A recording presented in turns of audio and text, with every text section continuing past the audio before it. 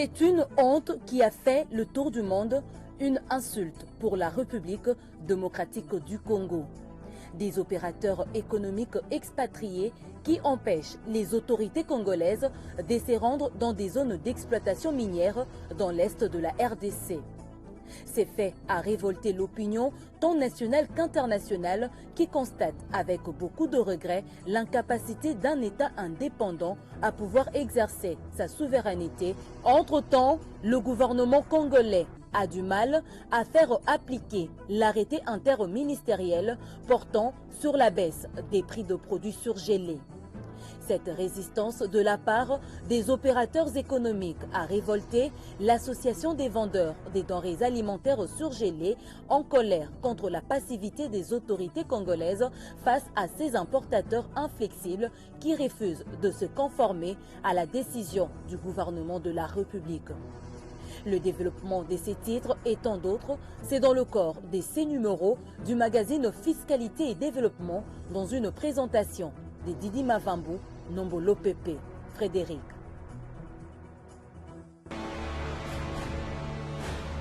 Agence Galaxy Media, la passion de développer la RDC. Bienvenue à cette nouvelle édition du magazine Fiscalité et Développement, la grand-messe des finances publiques, questions socio-économiques et dossiers de développement en République démocratique du Congo. Au-delà de la porosité de nos frontières, l'exploitation artisanale de nos minéraux dans la clandestinité fait de l'Est de la République démocratique du Congo un véritable Far West. Les expatriés, qui respectent pourtant les lois chez eux, se comportent comme en conquérant au Congo-Kinshasa, foulant aux pieds toutes les lois du pays en pillant jour et nuit les fabuleuses richesses du Congo démocratique en toute impunité. Pour en savoir plus, suivez ce dossier de la rédaction de l'agence Galaxy Media, signé Ruben Mayoni Ntiakiyunga. La République démocratique du Congo, notre nation, est-elle devenue une république bananière, un non-État, une jungle où les prédateurs de tout poil, venus de tous les horizons, se comportent comme dans un véritable Far West? En tout cas, ce qui se passe dans l'Est de notre pays mérite un traitement de cheval pour sauver la patrie en danger. Ça mérite une réplique musclée, un sursaut d'orgueil patriotique, tant au niveau des administrants que des administrés que nous sommes. Sinon, toute notre fierté d'être citoyen congolais n'existera plus. Aujourd'hui, notre pays est devenu la rusée de toute l'humanité. D'aucuns se posent des questions du genre, est-ce que ce pays est-il dirigé par un gouvernement? La réponse est oui. Est-il habité par des citoyens patriotes et intelligents? La réponse est encore oui. Mais finalement, qu'est-ce qui se passe dans ce pays, le plus riche de la planète? À cette dernière question, il faut trouver la vraie réponse. Et pourtant, nos lois sont claires. L'exploitation artisanale des substances minérales dites précieuses est exclusivement réservée aux seuls Congolais. La Constitution, en ses articles 9, 56, 57 et 58, est claire quant au droit qu'a chaque citoyen congolais de jouir des richesses de son pays. Le code minier ainsi que le règlement minier de 2018 les confirment sans embâche.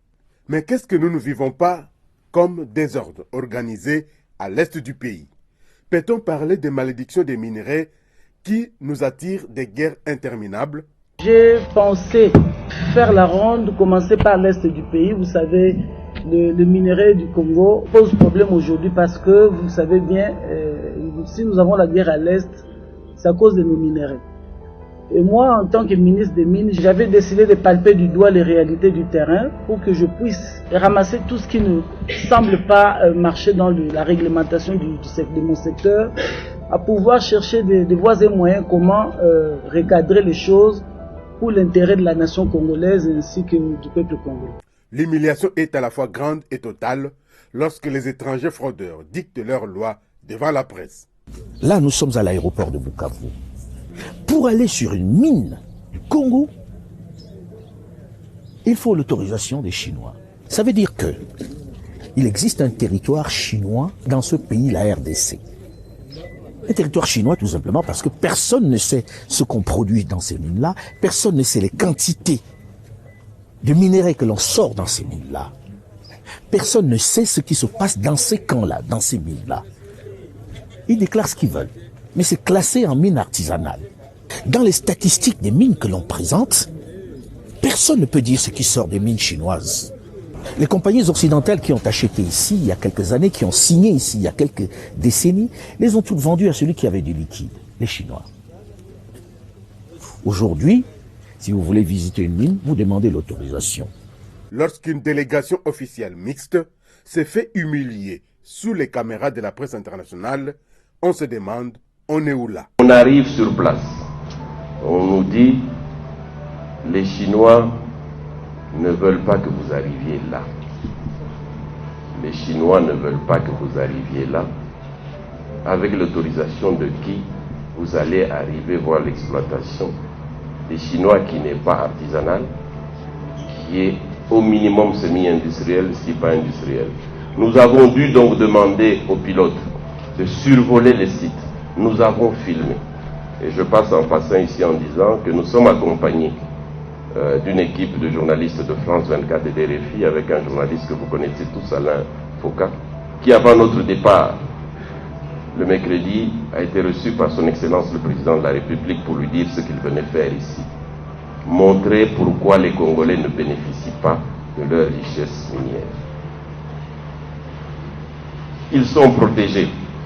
Par qui et comment, Madame la Ministre, vous avez, vous, Ministre national, l'obligation de rentrer avec la réponse. Nous sommes allés hier soir voir le gouverneur de la province et nous lui avons dit notre étonnement, pour ne pas dire notre honte de ce qui est arrivé hier, que des civils chinois peuvent empêcher des Congolais, accompagnés du ministre provincial des Mines, d'accéder au site minier. Ça doit cesser. Ça doit absolument cesser. Ce pays nous appartient. Et on apprend qu'ils n'ont aucun titre, aucune autorisation d'exploiter. Comment est-ce possible?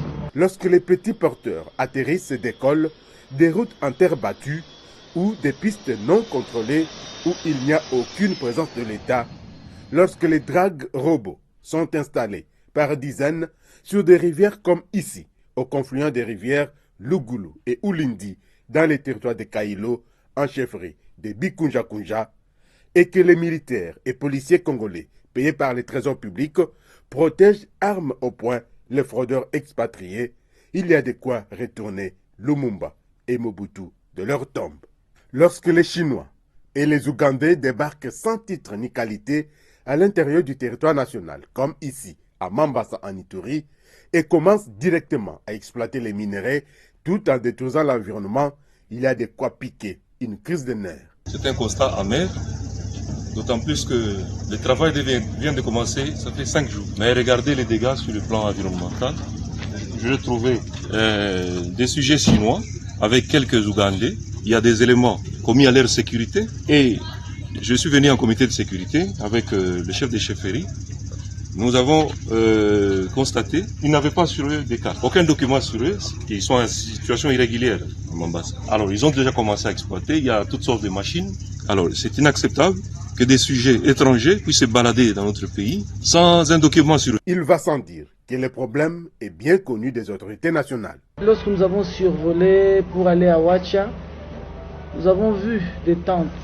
Mais en dehors des Chinois, il y a beaucoup d'autres nationalités qui sont dans nos forêts en train d'exploiter illicitement, illégalement. C'est un travail qui normalement doit être fait par nous Congolais, à travers nos institutions et à travers vous qui êtes représentants de la FEC, donc vous êtes membre de la société civile. Vous avez aussi ce devoir-là, comme vous venez déjà de le dénoncer, de pouvoir nous accompagner dans cette lutte, parce que le Congo, aux Congolais, nous ne défendons pas aux étrangers à pouvoir venir exploiter, investir dans notre pays, mais tout doit se faire dans le respect des normes établies en République démocratique du Congo. Parce que je me pose des fois la question de savoir comment quelqu'un qui ne vit pas au Congo, qui entre au Congo clandestinement, et se retrouve en pleine forêt équatoriale en RDC, en train d'exploiter, et il fait la loi. Moi, je suis ministre des Mines, je ne vois pas leur dossier. J'apprends, j'ai pratiquement la même difficulté. Voilà pourquoi je me suis dit, je vais aller vers nos provinces vers où il y a ces problèmes. Même son des cloches dans le secteur de l'environnement où les fameux moratoires sur l'exploitation des forêts qui vient d'être élevé étaient foulés systématiquement aux pieds par ceux-là même qui avaient juré devant Dieu et l'État congolais qu'ils venaient en RDC pour protéger la biodiversité. Nous avons décidé de la révisitation de toutes les concessions forestières octroyées par la République démocratique du Congo. Pourquoi révisiter? Ce n'est pas un rétropédalage pour dire non, les Congolais, ils signent un accord aujourd'hui et puis demain, ils ne veulent plus. Non, nous devons révisiter. Pourquoi? Commençons par les concessions de conservation. Il y a d'autres partenaires qui ont pris des concessions de conservation à qui on leur a donné pour conserver la biodiversité. Mais après, ils ont commencé à procéder à des activités en dehors du contrat. Notamment l'exploitation minière. Je peux donner l'exemple de la réserve des fonds d'Okapi, n'est-ce pas? Et on a même écarté les riverains tout autour pour élargir les espaces de ces aires protégées. Malheureusement, il y a certains investisseurs qui sont là sans documents, qui sont en train d'exploiter les minéraux. Et d'autres encore, dans ces concessions de conservation, en ont eu les documents pour commencer à capter les crédits carbone, alors que ça ne se trouvait pas dans les contrats. Même les sociétés minières agréées s'imposent en conquérant dans un pays qui se dit souverain. Nous en avons pour preuve, qui dépasse tout entendement, ce que fait par exemple la société Alpha Mine qui exploite la cassitérite dans la mine souterraine de Bissiyé à Walikale, dans le Nord Kivu. Malgré l'autorisation donnée par la présidence de la République, tenez-vous bien, la société américaine Alpha Mine, propriétaire de Bézi, à Walikale, producteur d'étain et de cassitérite, nous a clairement dit qu'il n'acceptait pas que nous venions chez lui. Pas question de venir fouiller dans ses affaires. En plus, c'est lui qui possède l'aérodrome, le seul dans le coin. C'est dire la puissance de la firme. Il est sur son territoire et pour atterrir sur place, même l'autorisation de la présidence de la République ne suffit pas. Allez donc déterminer les quantités d'or et de coltan qu'il y produit. Allez donc savoir ce qu'il fait dans sa propriété, puisque l'autorité n'y a pas accès. Une discrétion qui accrédite la thèse selon laquelle il y extrait le minerai rare, très rare de nobium, celui nécessaire à la stabilisation des fusées. Les exemples pareils sont légion sur l'ensemble du territoire national. Les Congolais sont même torturés par des policiers militaires congolais sur ordre des étrangers. C'est les Chinois qui fait la loi parce qu'il a trouvé notre pays qui est foutu. Ils nous volent sur le prix et en plus, si tu veux discuter, les soldats te tapent. Il n'y a rien à faire. Chose qui ne peut même pas être vue dans un rêve en Chine, en Inde, en Europe ou aux États-Unis d'Amérique. L'exploitation minière et forestière se font à ciel ouvert et pour la plupart des cas en violation flagrante des lois du pays sous la barbe du gouvernement central qui promet de sévir. Le point 3 de la communication du Premier ministre a porté sur l'exploitation illicite de mines dans les Sud Kivu. Le Premier ministre a appelé le gouvernement à sévir à la suite de la diffusion d'un magazine qui révèle des cas de l'exploitation illicite de mines dans la province de l'Est de la République démocratique du Congo. Les auteurs de cette situation, qui est aussi facilitée par la présence de groupes armés, doivent être sévèrement sanctionnés. À cet effet, le Premier ministre a invité les ministres en charge de l'Intérieur, de la Justice et des Mines à prendre des dispositions nécessaires pour suivre de près cette situation. Les Congolais ne savent plus à quel sens se vouer. Même notre prix Nobel de la paix est abasourdi. Les Chinois ont leurs propres milices pour exploiter. Il y a des mines qui sont exploitées. Le plus proche de nous ici, quand vous allez dans Kaouzi-Biega, les Chinois sont en train d'exploiter. Je ne sais pas, ils ont l'autorisation de qui.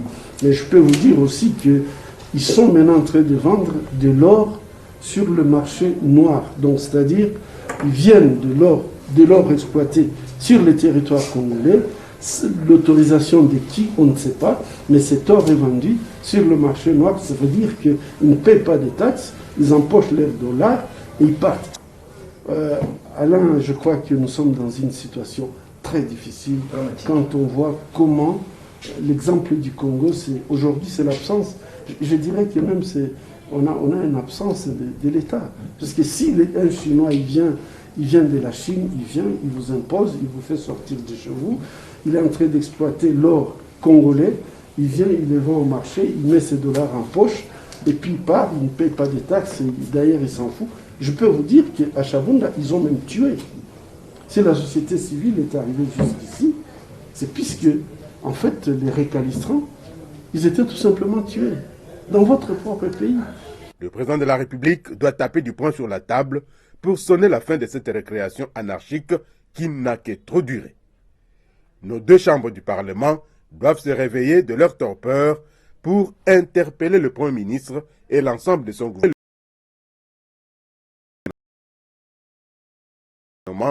pour redorer les blasons ternis de la République. Nos dirigeants doivent comprendre que c'est dans la négligence des petits devoirs que se fait l'apprentissage des grandes fautes qui peuvent détruire la nation au lieu de la construire. Le peuple congolais doit se tenir debout, crier très fort et défendre à tout prix, même jusqu'au sacrifice suprême, les patrimoines nationaux que nous ont légués nos ancêtres.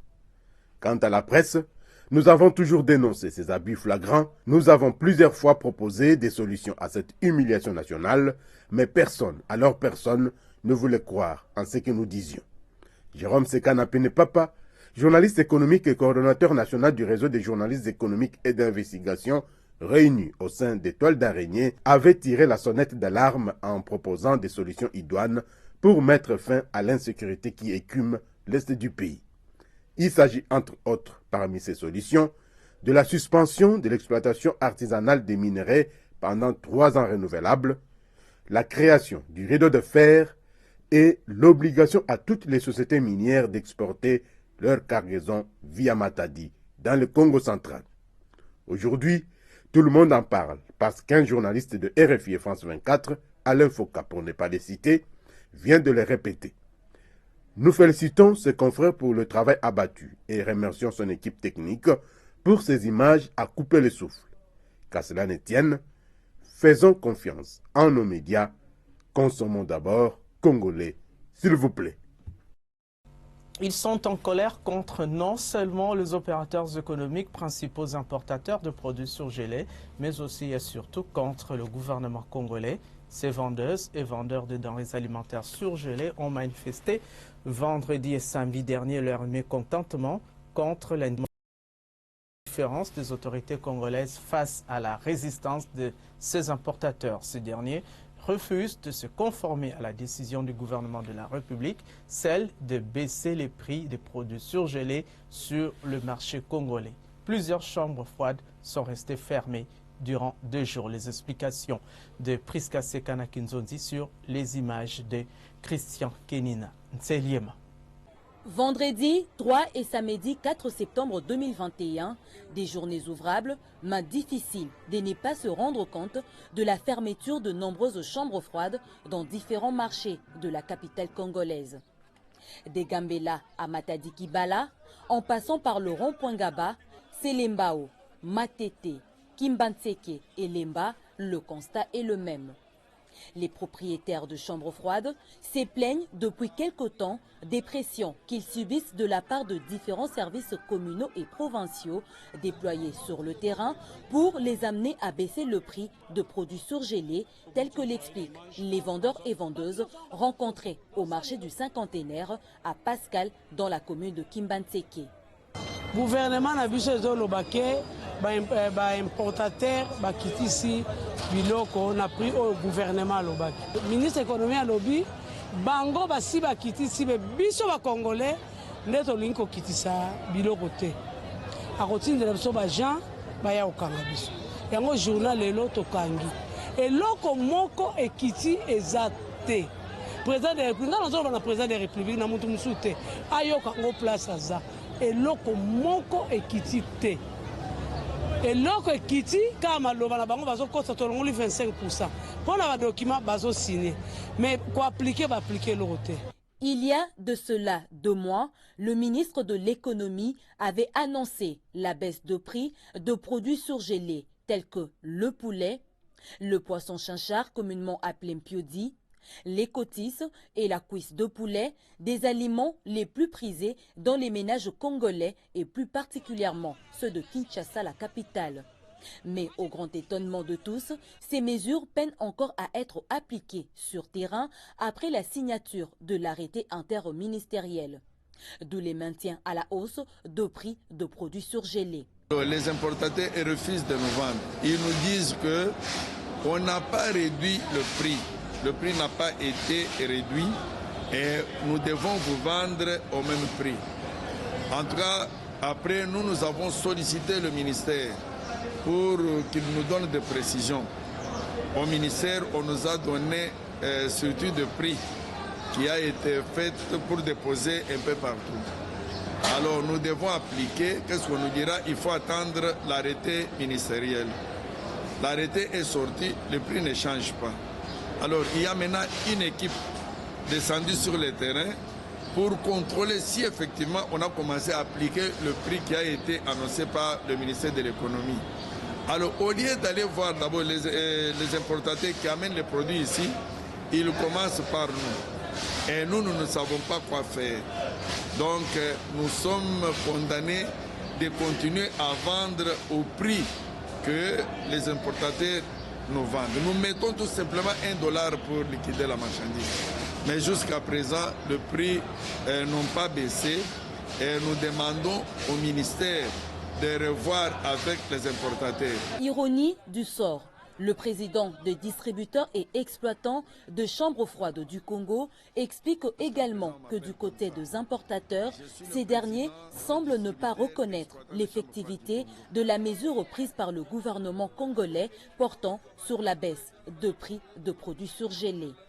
Car selon eux, le prix de la douane et autres taxes n'ont pas changé. J'ai vu les importateurs, j'ai fait 4 jours avec eux. Ils nous ont rassuré qu'eux aussi, ils ne connaissent pas quoi faire.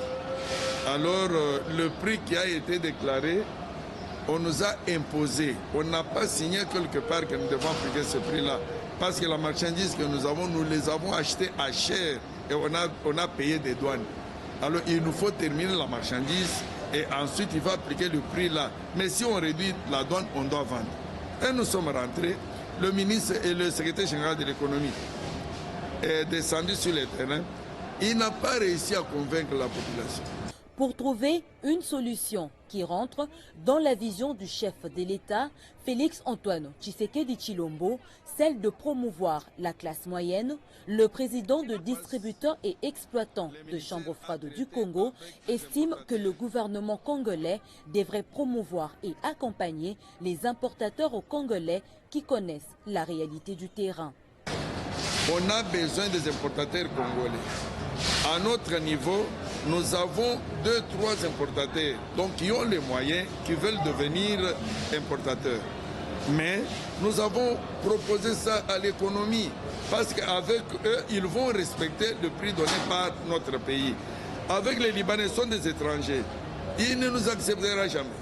Alors notre problème est qu'on nous accepte à l'importation et nous allons amener la marchandise, nous allons le vendre au prix que l'État va nous imposer. Nous cherchons l'accompagnement de notre gouvernement. Tout en espérant trouver gain de cause de leur desiderata, une équipe des vendeurs et vendeuses réunis au sein de l'association de distributeurs et exploitants de Chambre froide du Congo est descendue le vendredi 3 septembre 2021 à l'immeuble du gouvernement.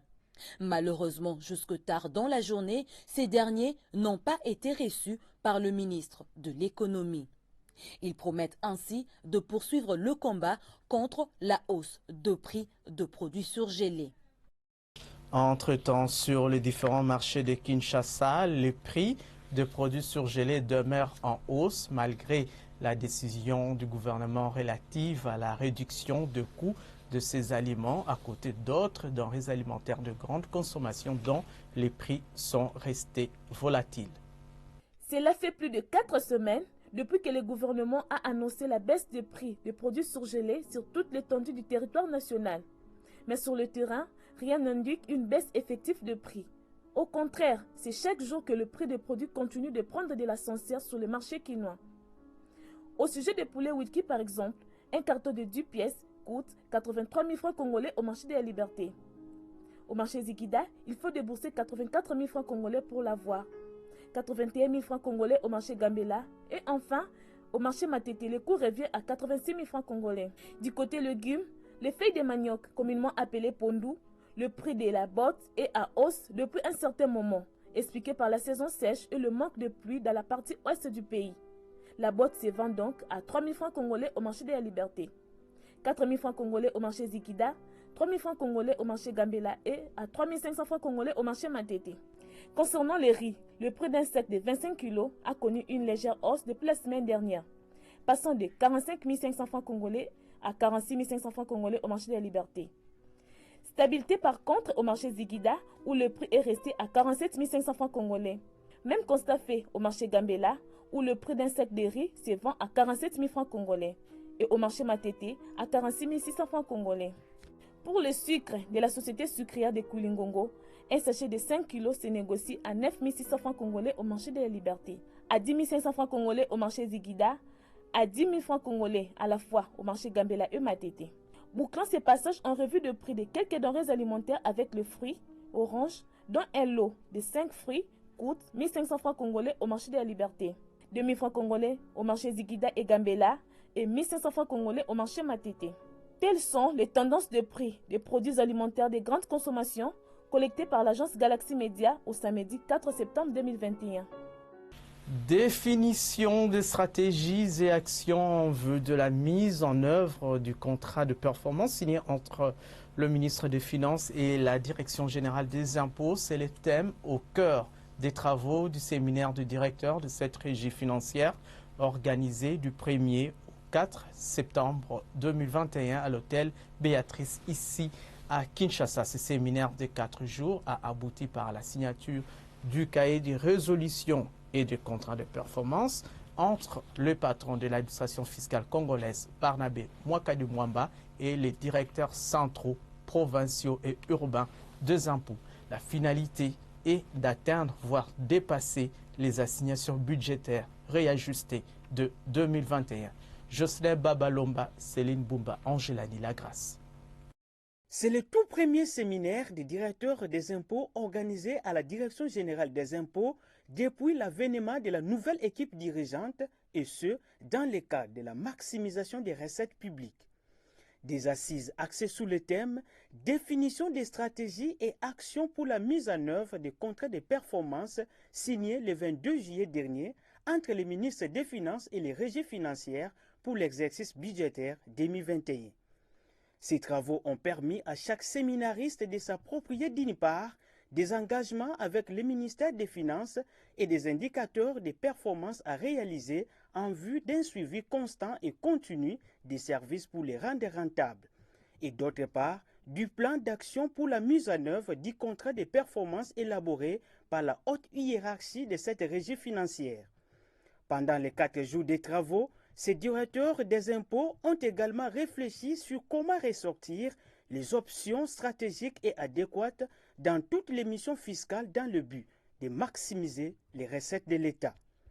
Ces travaux ont porté successivement sur la présentation de l'économie générale du contrat de performance et la définition des stratégies, sans oublier les actions en matière fiscale, du recouvrement, du contentieux fiscal ainsi qu'en matière de moyens informatiques, humains et financiers. Pour le directeur général des impôts, Barnabé Mwakadi Mwamba, ce séminaire de construction et de renforcement des capacités des directeurs permettra à sa régie financière de répondre aux exigences du ministère des Finances qui les exhorte à atteindre, voire dépasser les assignations budgétaires avant d'éclairer la lanterne des uns et des autres sur les contrats de performance.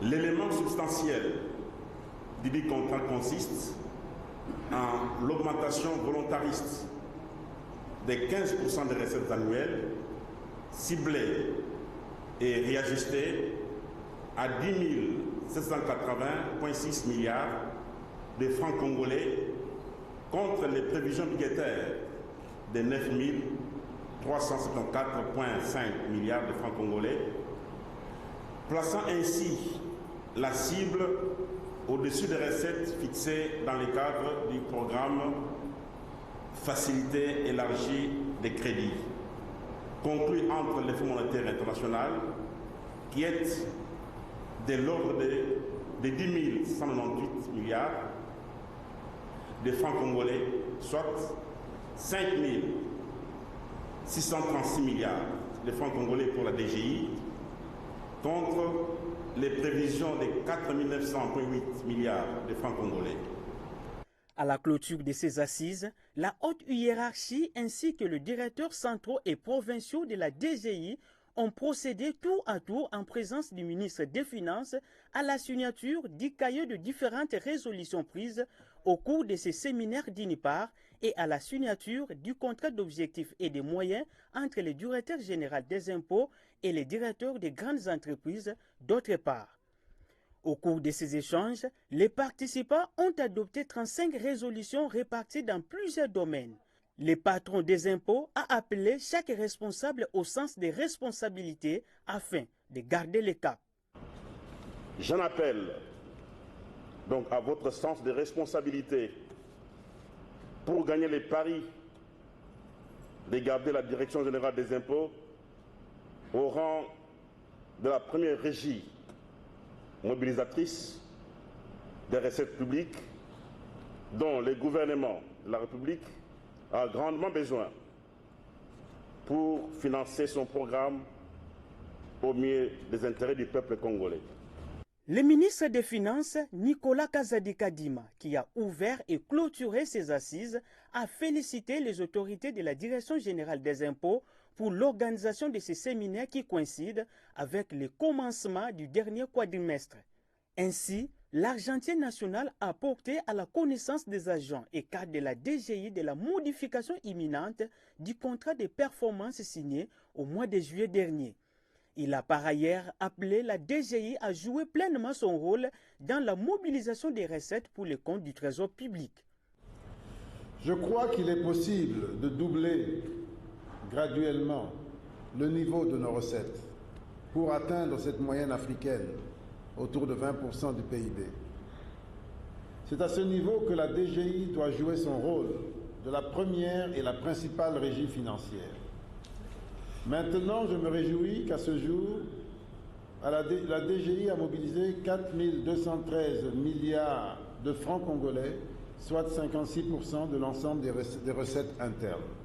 Les prochains séminaires des directeurs des impôts qui sera organisé au mois de février 2022 permettra à la Direction générale des impôts ainsi qu'à l'ensemble de son personnel de faire un diagnostic exhaustif des activités de l'administration fiscale congolaise. Le directeur général intérimaire du Fonds de promotion de l'industrie FPI, Jean-Claude Kalinga, a effectué le mardi 31 août 2021 une visite d'inspection et d'évaluation dans la commune de Limete.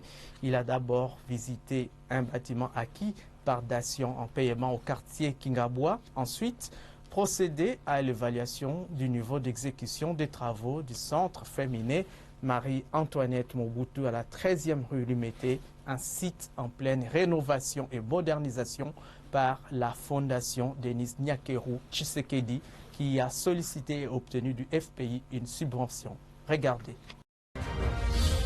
Fonds de promotion de l'industrie. Votre partenaire privilégié pour la réussite de vos projets.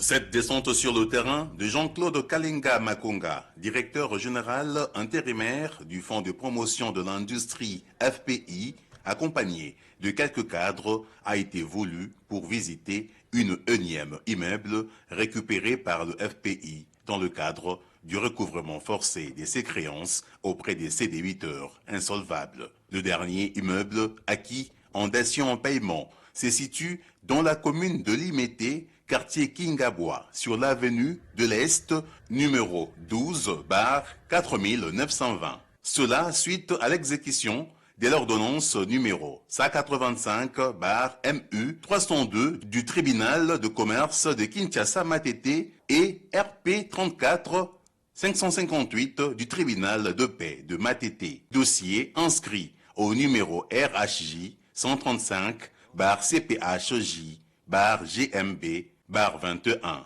Le FPI à récupérer cet immeuble auprès de la Société Générale de Commerce spécialisée dans la production du papier qui n'a pas réalisé le projet sollicité depuis 2015. Tout compte fait à ce jour, allant du montant principal ajouté des intérêts financiers et du retard, la créance du débiteur s'élève à 5 300 000 $ américains.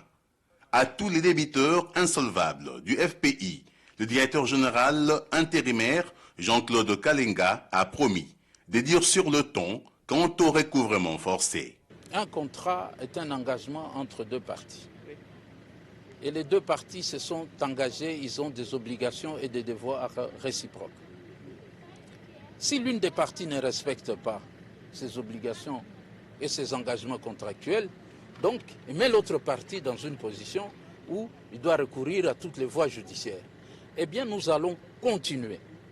Les recouvrements forcés vont même s'accentuer. Nous allons continuer parce qu'il y a beaucoup qui ont pensé que le FPI est une œuvre de bienfaisance. Non, nous sommes derrière et nous allons continuer. Ceux qui ont pris l'argent du FPI vont le rendre. Les auteurs, les complices et même les co-auteurs, même les autorités morales, ils vont rendre l'argent du FPI. L'argent de l'État, même 10 années après, celui qui vous a donné peut-être l'argent n'est pas avec vous, mais celui qui viendra, c'est peut-être le fils qui est dans l'entreprise. Et nous continuons le recouvrement. Ça, c'est une de nos priorités. Et la bonne gestion passe aussi par l'inspection, l'évaluation et la supervision. C'est dans ce sens que s'inscrit cette descente du directeur général intérimaire du FPI et sa suite au centre féminin Marie-Antoinette Mobutu à la 13e rue Limité industrielle.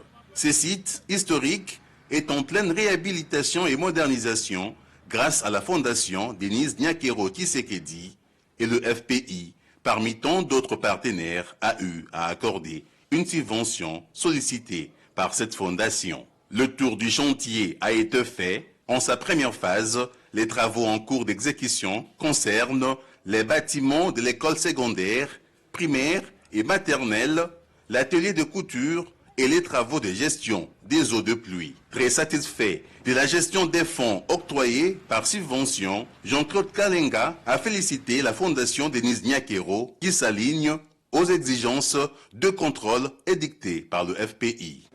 Nous avions obtenu sollicitation et nous avons accordé une subvention à la fondation Maman Denise Nyakero.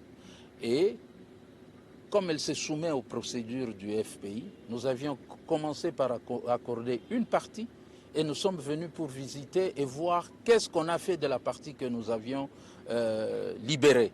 Nous sommes venus, nous avons constaté que les blocs, selon les étapes prévues, les travaux sont... Vous venez de le vivre et de voir ça avec moi.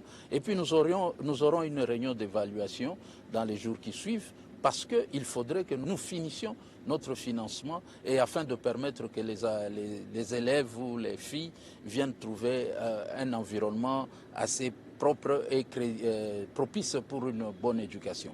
Donc je crois que nous sommes pour l'instant très satisfaits de l'évolution des travaux et nous pensons que la réunion d'évaluation sur le plan technique va nous permettre de débloquer le reste, mais sur le plan visuel, nous qui sommes des profanes, nous avons constaté que c'est joli, le travail se fait de manière professionnelle. Les chantiers évoluent et un target a été donné, achever tous les travaux d'ici la rentrée scolaire prochaine et les bénéficiaires du centre féminin Marie-Antoinette Mobutu pourront jouir d'un cadre répondant aux normes de la modernisation.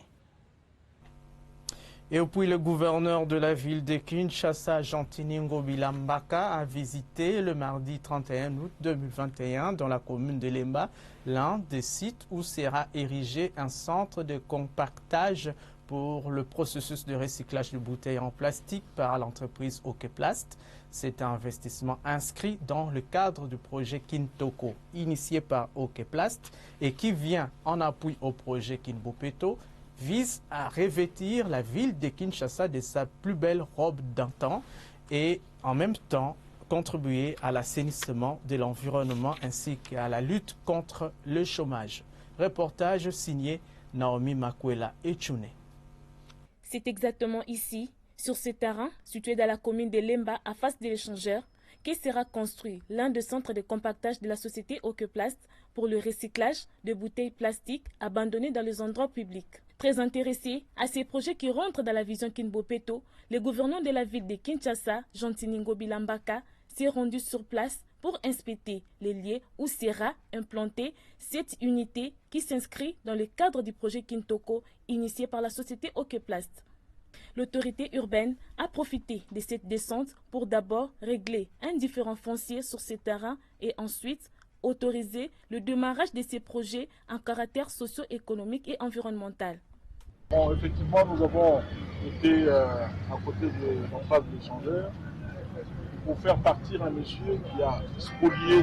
Ici, nous sommes en partenariat avec Angèle Cosmétique qui a embelli cet espace. Ici, l'unité en plastique recyclé. Après, ici, on continue. Alors, nous disons ceci.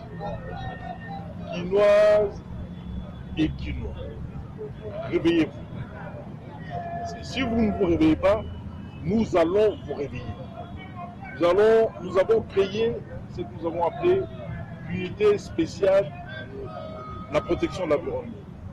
Cette unité va commencer à donner des contraventions, à déférer devant le parquet.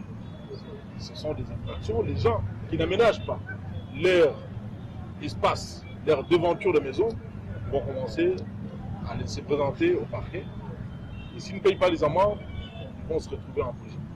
Jean Tiningo Bilambaka a poursuivi sa visite jusqu'à la 16e rue Lumete industrielle où les entreprises Okeplast, Angèle Cosmétiques et Palmeco sont en train d'exécuter les travaux d'embellissement le long du boulevard Lumumba et de réhabilitation du trottoir sur le petit boulevard. Pour sa part, Jérôme Sekana Penepapa, directeur général de l'agence Galaxy Media, agence conseil en communication des sociétés Angèle Cosmétiques, Palmeco et Okeplast, a remercié le patron de la ville de Kinshasa pour son accompagnement inconditionné à la réussite de toutes les actions menées par ces trois entreprises. Vous avez le projet Kinbopeto, c'est un projet qui permet à la ville de retrouver son statut d'antan. À l'époque, on appelait Kinshasa Poto Moïno. Il y a quelques temps, son Excellence, Monsieur le Gouverneur, était passé par ici. Il avait vu ce que nous faisions ici, Angèle Cosmétique, et il nous avait recommandé de mettre des trottoirs. Aujourd'hui, c'est chose faite, et c'est fait à partir des bouteilles en plastique, donc des matériels recyclables. Tout ce que nous demandons, Excellence, et que les autres peuvent suivre cet exemple. Et comme vous le savez, Angèle Cosmétique, Palmeco, Okeplast font partie d'un grand groupe qu'on appelle Angèle, donc la fondation Angèle. Donc nous sommes les partenaires privilégiés de la ville de Kinshasa.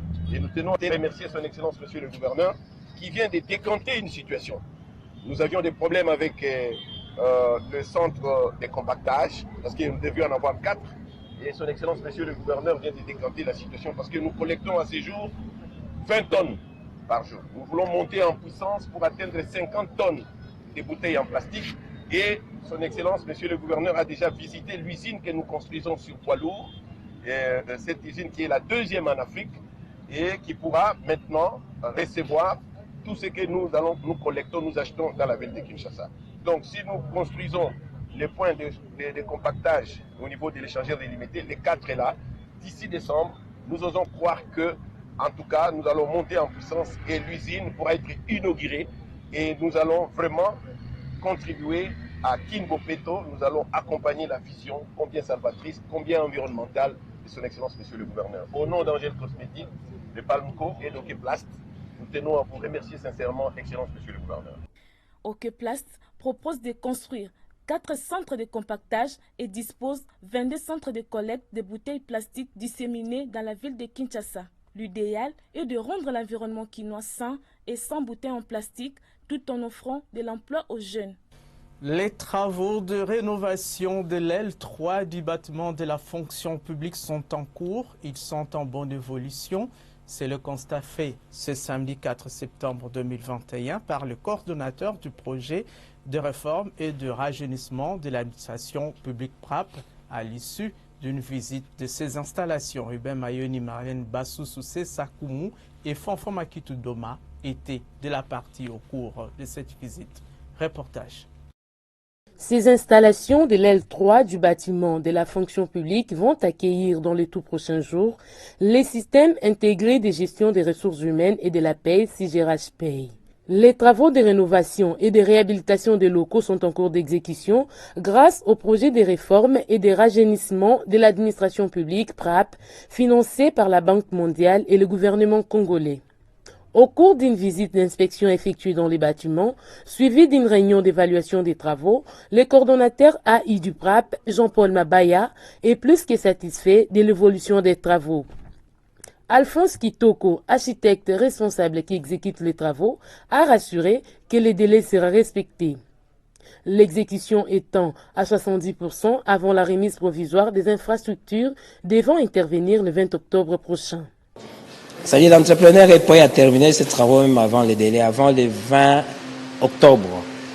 Alors, tous les travaux ici seront achevés et nous allons procéder à ce que nous appelons la réception provisoire des travaux. L'essor des financements des bailleurs, des fonds extérieurs, ça c'est ce que nous vivons presque tous les jours. C'est-à-dire qu'on a des travaux à faire, on n'a pas d'argent. Généralement, on recourt toujours aux partenaires qui nous soutiennent afin que ces travaux-là puissent se réaliser. Par exemple, ce que nous faisons ici, c'est la Banque mondiale qui finance.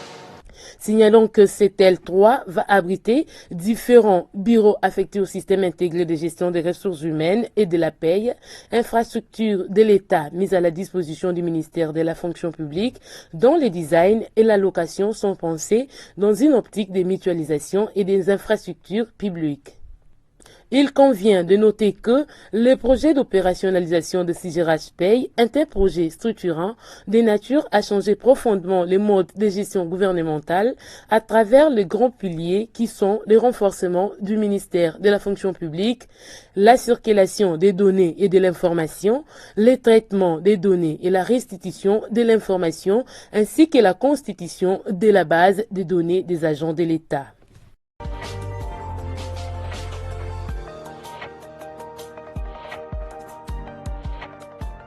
Le président de la République, Félix-Antoine Tshisekedi Tshilombo, a participé à la 47e édition du Forum annuel sur l'économie mondiale Ambrosetti, tenu le vendredi 3 septembre 2021 à Rome en Italie, sous le thème « Le scénario d'aujourd'hui et de demain pour des stratégies concurrentielles ». C'est dans la soirée que le président de la République a été reçu par son homologue italien Sergio Mattarella au palais de Quirinal.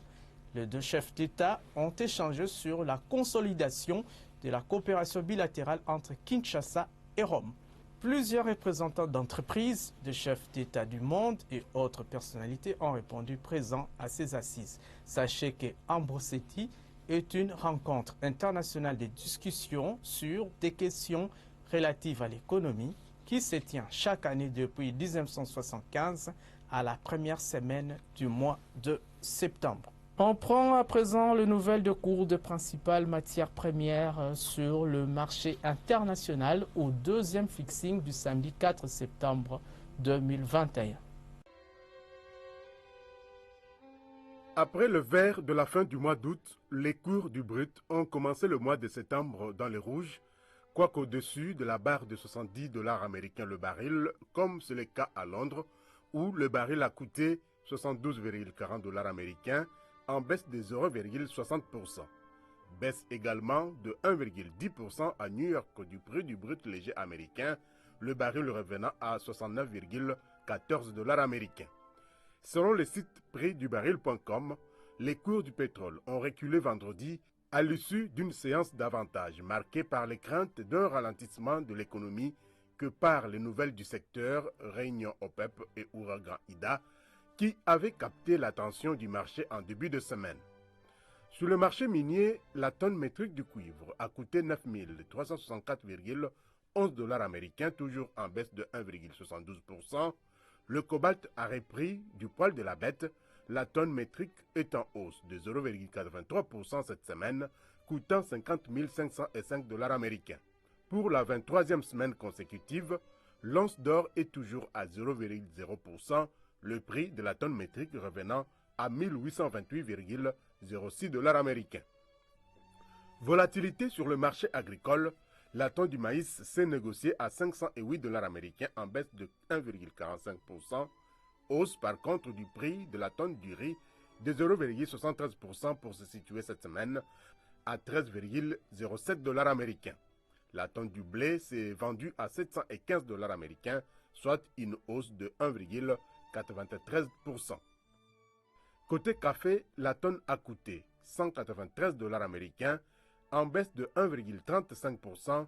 La tonne du cacao a enregistré une forte hausse de 4,57%, se situant à 2654 $ américains. Enfin, le coton, l'or blanc, a gagné 1,56% de sa valeur, la tonne se négociant à 96 $ américains. Merci de nous avoir suivis à partir de la ville de Luanda en Angola, ainsi qu'à Goma, Beni et Butembo dans le nord Kivu et partout ailleurs. Le programme continue sur cette chaîne.